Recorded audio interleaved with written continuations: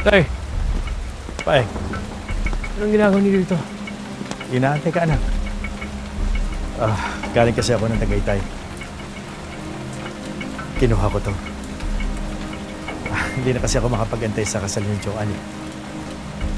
Susi ng bahay. Regalo ko sa inyo. Hassle na to, anak.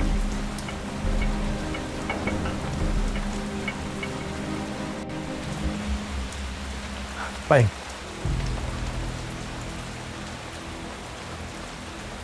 Tay, alam ko naman saan galing perang yan. Paeng. Mahalaga mo ba yun? Maayos naman ang buhay natin, ha? Matutupad niyo naman ang pangarap niyo ni Joanne. Sige na, kunin mo na to. Bumili ako ng pinakamahal na property sa Tagaytay. Para wala masabing pamilya ni Joanne. Paeng, fully furnished siya to. Inasikaso ko na lahat. Wala na kayong intindihin.